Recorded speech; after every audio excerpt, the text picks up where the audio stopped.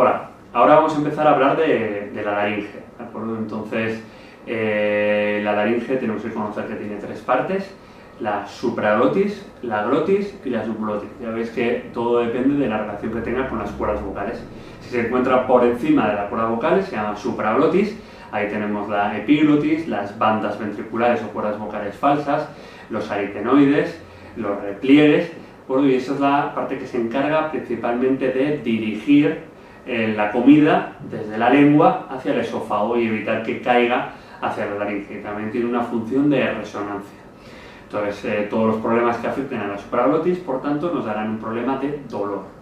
La glotis, que son propiamente las cuerdas vocales, tenemos dos cuerdas vocales que se mueven en abducción, se juntan y se separan en aducción. Y se cargan principalmente de la fonación y tiene una función de esfínter, es decir, evitan que si algo se nos escapa de la supraglotis no caiga al pulmón, porque entonces tendríamos una aspiración. Vale, esa es la razón por la cual, si por ejemplo nos atragantamos, automáticamente tosemos y se nos queda la voz alterada. ¿Por qué? Porque se han irritado las cuerdas vocales. La subglotis es la zona inmediatamente inferior a la glotis y es simplemente una zona de paso. Y por tanto, estructuras o alteraciones que puedan afectar a la subglotis darán lugar a disnea. La inervación de la laringe es una cosa que nos tenemos que aprender claramente, porque esta es muy preguntada en el MIR y es bastante fácil de saber. Depende del décimo par craneal, del vago, principalmente por los nervios laringeos. El nervio laringeo, según desciende, se divide en dos: en el nervio laringeo superior, ¿vale?, que se encarga de la sensibilidad, S de superior, S de sensibilidad, para que os acordéis, y también se encarga de la inervación de un único músculo de toda la laringe, que es el cricotiroideo. Según sigue bajando el nervio, baja mucho y luego recurre, es decir, vuelve a la laringe otra vez, como si se hubiera olvidado de que tenía que inervar la laringe y vuelve, y por eso se llama recurrente. Y el recurrente es el nervio motor por excelencia. Inerva todos los músculos de la laringe, excepto el que hemos nombrado antes, que inerva el laringeo superior, que es el cricotiroideo o anticus. Lo importante del recurrente es que hace un recorrido muy largo y en la zona derecha rodea el tronco brachiocefálico y en la zona izquierda rodea el callado aórtico. O sea, tenéis que daros cuenta que el recorrido del nervio laringeo es muy largo. Por tanto, se podrá ver afectado por alteraciones que tengamos en el mediastino y, sobre todo, el recurrente izquierdo, que es el que nos van a preguntar frecuentemente, se ve afectado por estructuras que vengan del pulmón, alteraciones del callado aórtico, alteraciones del corazón, ¿de acuerdo? Y también se podrá ver afectado por cirugía cardíaca, cirugía de aneurisma de aorta, cirugía mediastínica, cirugía de absceso pulmonar, y tanto el izquierdo como el derecho se podrá ver afectado por cirugía de tiroides, ya que se sitúa justo por encima de la tráquea.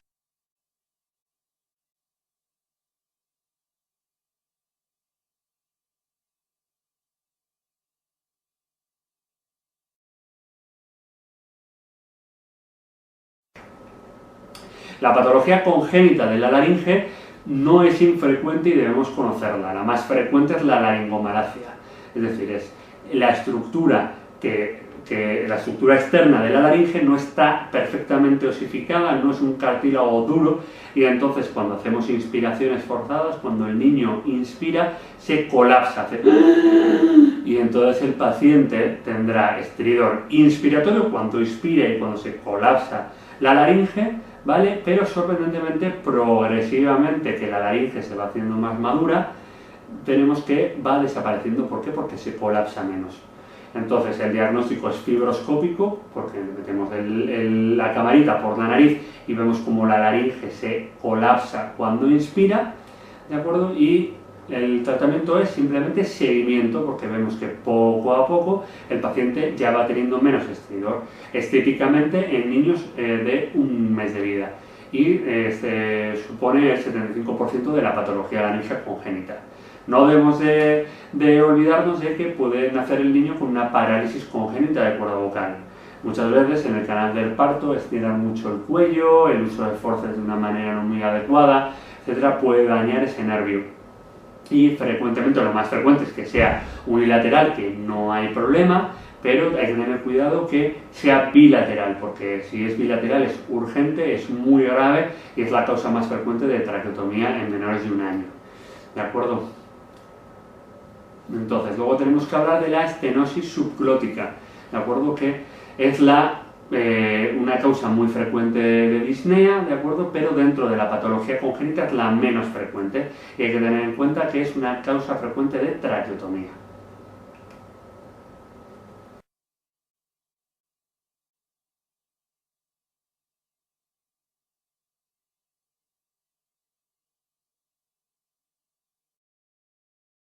Por tanto,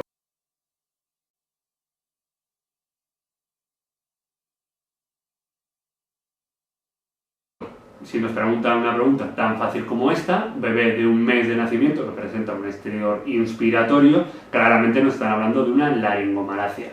Por encima nos insisten en que tiene una intensidad que progresivamente va siendo menor, es decir, nos confirman que su cartílago va haciéndose más maduro, se colapsa menos y que por tanto va a ir curándose de esta patología.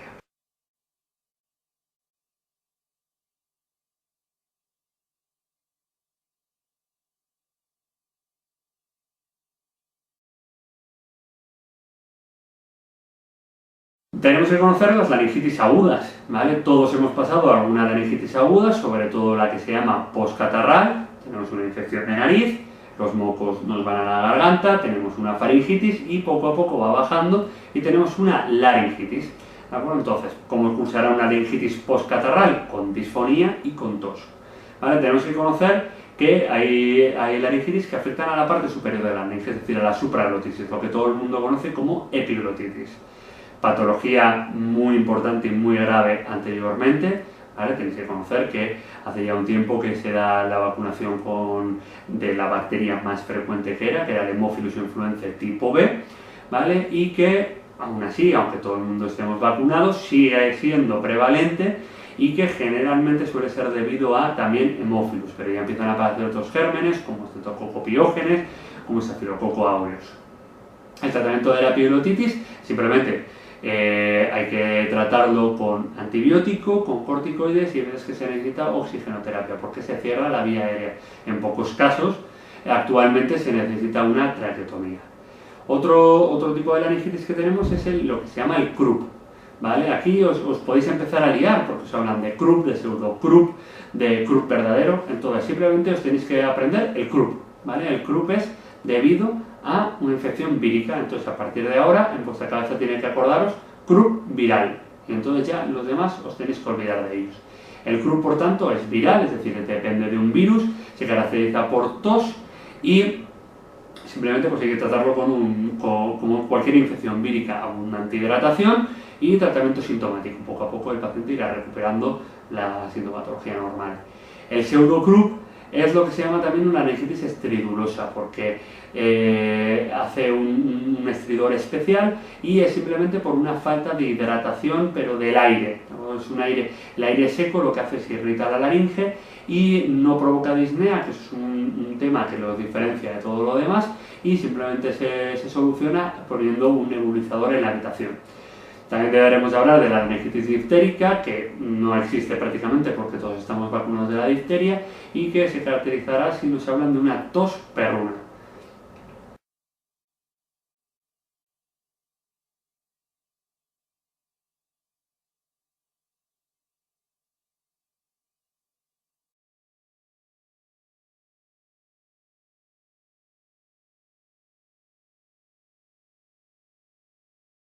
La parálisis de cuerda vocal, como ya hemos hablado, que los nervios están sometidos a las estructuras que tienen alrededor, que hemos visto que el nervio recurrente hace un recorrido muy largo que envuelve el callado aórtico en el lado izquierdo, que envuelve el tronco paraencefálico en el derecho, pues es bastante frecuente que pueda haber una parálisis de cuerda vocal. Las causas de parálisis de cuerda vocal son muy frecuentes, ¿vale? Puede haber causas idiopáticas que nunca sabemos por qué puede ocurrir, también puede haber causas diatrogénicas, como hemos hablado, cirugías de tiroides, de herpes pulmonar, de callado aórtico, ¿vale? Pero lo que nos van a preguntar principalmente es qué tipo de parálisis de cuerda vocal. ¿Afecta al nervio laríngeo superior? ¿Afecta al recurrente? ¿Afecta a los dos?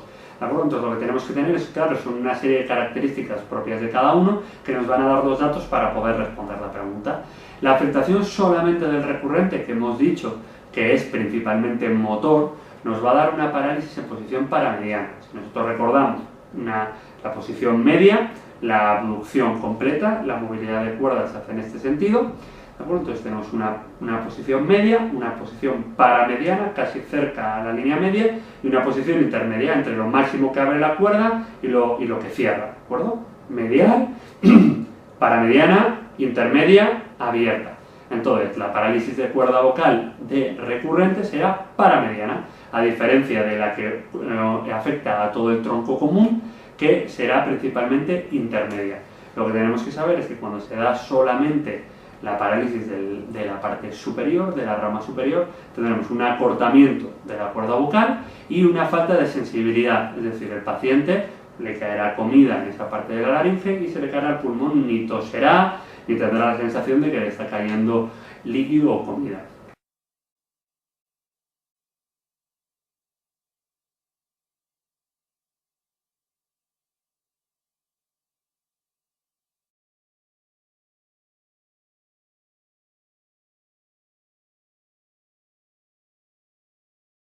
La disfonía espasmódica es una patología que antes no se diagnosticaba mucho, se pensaba que las mujeres estaban locas, y entonces da un tipo de voz especial, como entrecortada, que es debido a una hiperactividad colinérgica de la laringe.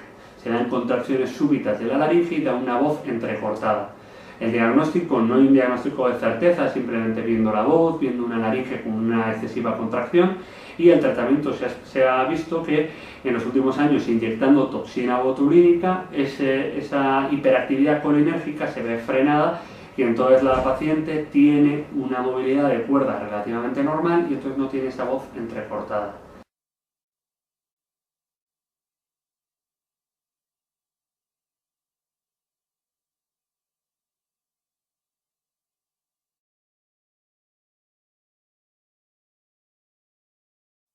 La patología benigna de la cuerda vocal tenemos que ver que es muy preguntada en el MIR y que es bastante dependiente de qué sexo hablemos. Los nódulos vocales es un callo que se da entre las dos cuerdas vocales por un uso excesivo de la voz. Chocan las dos cuerdas vocales y van formando un callo en las dos cuerdas vocales. Es típico de mujeres y el tratamiento es lo que se llama terapia sándwich.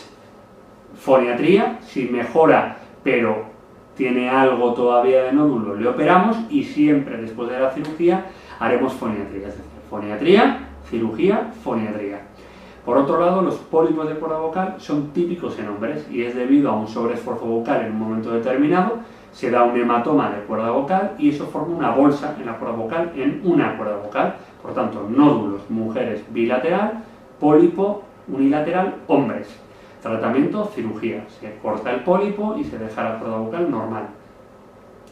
Por otro lado, típico de mujeres fumadoras y muy habladoras, hablaremos del edema de Reinke, acumulación de líquido entre la mucosa de la cuerda vocal y el ligamento de cuerda vocal, que es decir, que hay el espacio de Reinke, se acumula líquido y las cuerdas vocales quedan fofas.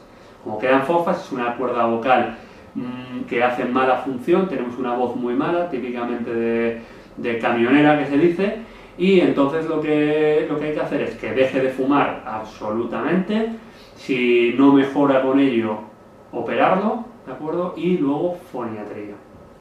Tenemos lesiones en la parte posterior de la laringe, tenemos que conocer que la laringe en su parte posterior está en contacto con la parte más proximal del esófago, entonces es normal que parte del ácido que suba en situaciones de reflujo, de esofagitis por reflujo, suba ácido y entonces irrite la laringe. ¿Qué parte de la laringe va a afectar? Principalmente la parte posterior.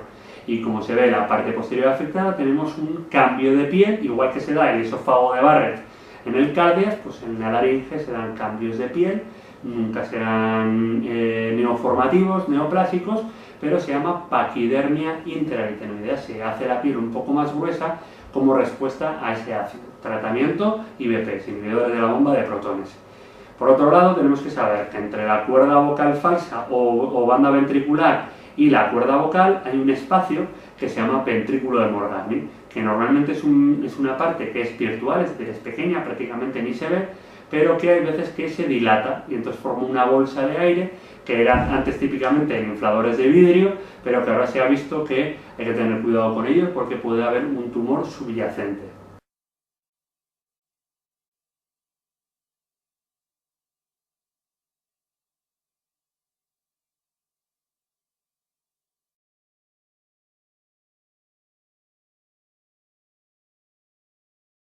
Como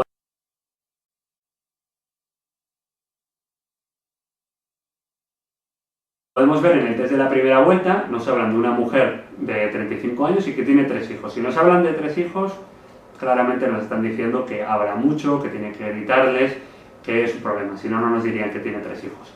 Que consulta por disfonía de 3 meses de evolución, es decir, no es larga evolución, no parece que sea un tumor, no nos habla que sea fumadora, no nos habla, etcétera, ¿vale? Y que no mejora con mucolíticos. La palpación cervical es negativa, es una confirmación de que no hay adenopatías, que no hay nada raro, ¿vale? Con lo cual ya hemos descartado todas las cosas malas y tenemos que pensar en una causa funcional. Si es mujer con 3 hijos, con una disfonía de 3 meses de evolución, lo primero que tenemos que pensar es en unos nódulos vocales. Como otras opciones nos dice papilomatosis laríngea, ¿vale? Para que nosotros diagnostiquemos una papilomatosis laríngea, primero tenemos que tener una visión directa de esos papilomas. Tenemos que pensar que es más frecuente en hombres, ¿de acuerdo? Y sobre todo que es mucho menos probable que los nódulos vocales. Si nos habla, si queremos decir que sea un edema de Reinke, será en una mujer fumadora. Si es un granuloma vocal, nos tendrán que decir que ha sido intubada, que tiene un reflujo gastroesofágico muy grande. Y si es un pólipo vocal, nos tendrá que decir que en un momento dado ha hecho un sobreesfuerzo vocal y que principalmente es un hombre.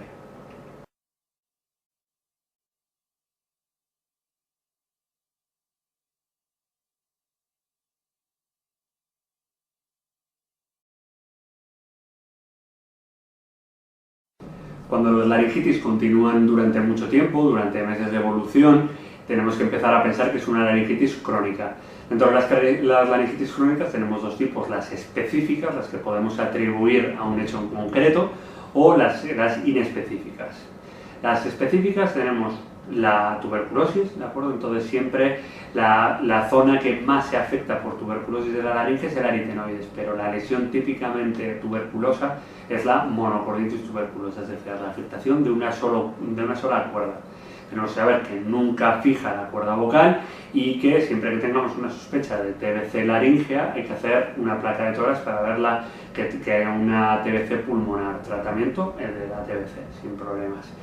La papilomatosis laringea es una entidad recidivante, ¿de acuerdo? Es la infección por virus del papiloma humano de todo el tracto faringolaríngeo. Entonces se dan lesiones multicéntricas, muy recidivantes, que al final lo que acaban haciendo es una fibrosis de todas las cuerdas vocales, de la supraglotis, de la faringe, que acaba provocando pues, que tenga una voz muy mala.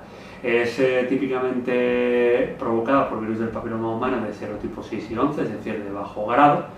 Tiene muy poca tasa de malignización, pero sí que se ve que en los niños es muy frecuente, pero en los adultos es menos frecuente, pero tiene una mayor tendencia a la malignización, probablemente por la evolución larga de todo el proceso.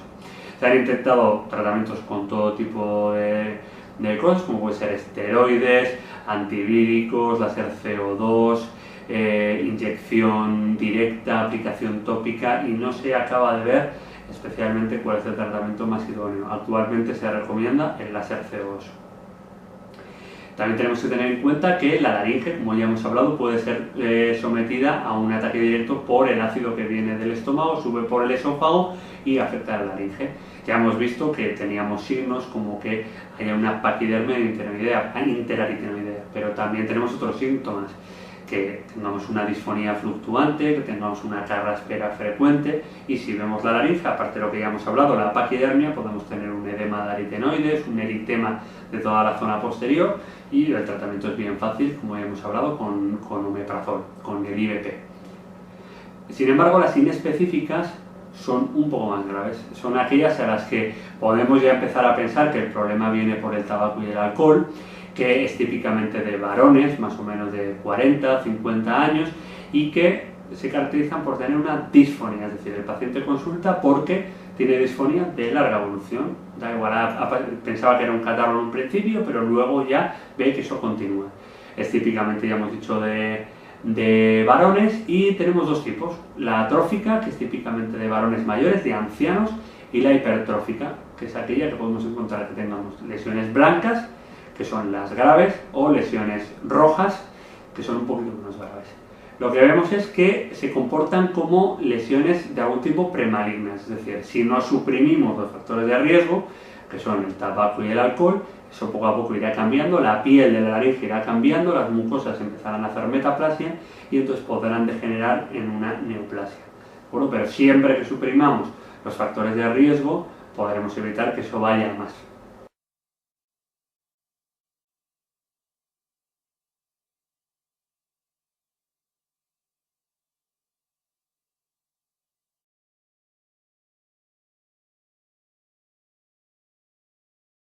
Si las lesiones premalignas de las que hemos hablado avanzan, seguimos fumando, seguimos consumiendo alcohol, podemos llegar a generar un cáncer de laringe, que será típicamente en hombres de 50-60 años, con hábito tabaco alcohólico y principalmente, ¿vale? O sea, con una estadística aplastante de carcinoma epidermoide. ¿De acuerdo? Entonces, lo bueno que tiene el cáncer de laringe es que tiene unos síntomas para cada localización. Si os acordáis, hemos hablado de que la laringe se dividía en supraglotis, en glotis y en subglotis, y que cada uno de ellos tenía una función. Si el tumor se localiza en la supraglotis, empezaremos a notar como una especie de parestesia, de zona que hace como de cuerpo extraño, y finalmente degenerar en una odinodisfagia.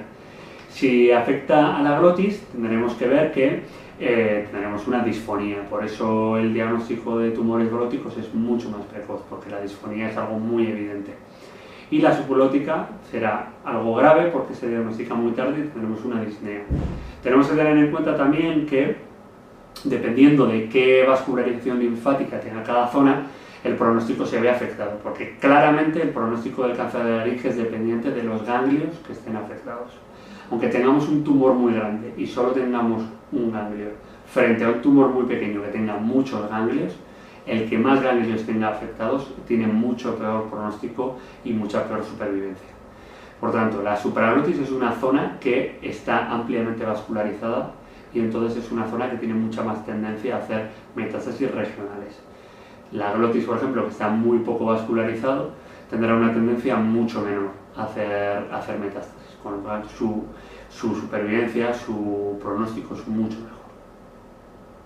Por tanto, siempre en todo cáncer de laringe tenemos que estudiar los ganglios. El TNM del cáncer de laringe es muy complejo, os podéis volver locos buscando, aprenderlo todo, pero no os lo vais a aprender nunca. Entonces tenemos que ir un poco a ver cuáles son los hechos importantes. T1 y T2 son afectaciones neoplásicas de la laringe que se circunscriben a una o dos zonas, ¿vale? Pero no llega a dar afectaciones que paralicen la cuerda. ¿Por qué? Porque la parálisis de cuerda vocal ya es un T3. La línea entre T2 y T3 la marca la parálisis de cuerda vocal. Y si ya tienes un T3, el tratamiento es mucho más radical. Si tienes menos de T3, lo puedes tratar con cirugía endoscópica, puedes cortar solamente la cuerda, puedes limitarte a la exéresis del tumor y un poco alrededor. Cuando ya es un T3 tienes que hacer una cirugía mucho más radical y en la actualidad cada vez se utiliza mucho más quimio y radioterapia.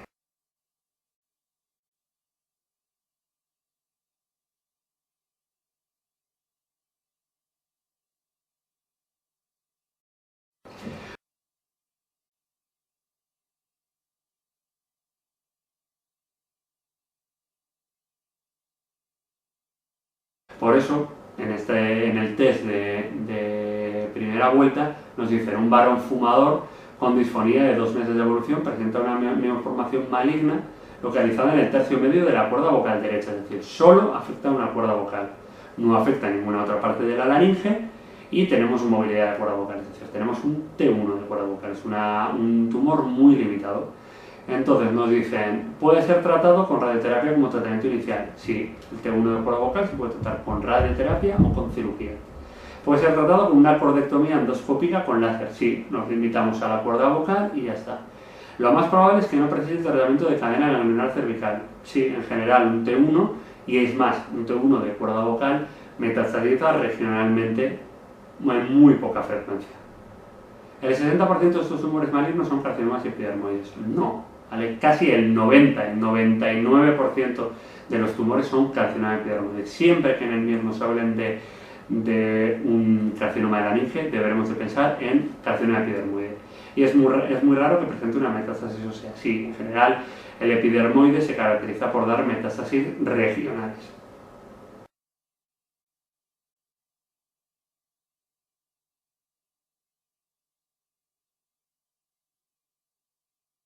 Dentro de los tratamientos del cáncer de laringe tenemos que saber, por tanto, que los T1 y T2, limitados a la cuerda vocal, se pueden tratar con radioterapia y cordectomía o cordectomía mediante endoscopia. Si es un T3, se puede tratar con laringectomía total, es decir, quitar toda la laringe, o con quimioterapia. Si, por ejemplo, el tumor está solamente limitado a la supraglotis, se puede hacer una laringectomía supraglótica, es decir, extirpar la laringe justo por encima de las cuerdas vocales. ¿De acuerdo? Y lo que tenemos que saber es que siempre que tengamos ganglios, tenemos que hacer un vaciamiento cervical, ¿vale? Porque acordaros que es el factor pronóstico más importante. Por último, para terminar con la laringe, tendremos que aprender lo que es la traqueotomía. La traqueotomía es la apertura de la vía aérea, ¿vale? En condiciones en que la vía aérea está cerrada, no es permeable. Entonces tenemos que conocer que la coniotomía es la traqueotomía que se hace de emergencia. Entonces tenemos que saber que se hace justo en la membrana cricotiroidea, ¿de acuerdo? Si nosotros nos tocamos, justamente vemos la depresión aquí por encima del cricoides, veis que es un espacio muy pequeño, con lo cual os podéis imaginar que la coniotomía es una solución momentánea hasta que podamos llegar a una situación de seguridad en que podamos hacer una traqueotomía arreglada. Por tanto, la traqueotomía arreglada, que es la apertura real de la vía aérea, se hace entre el segundo y el tercer anillo traqueal, se abre y entonces ahí se coloca el tubo. ¿De acuerdo? Entonces tenemos que saber que la coniotomía es la traqueotomía de urgencia y la traqueotomía arreglada se hace entre el segundo y el tercer anillo traqueal.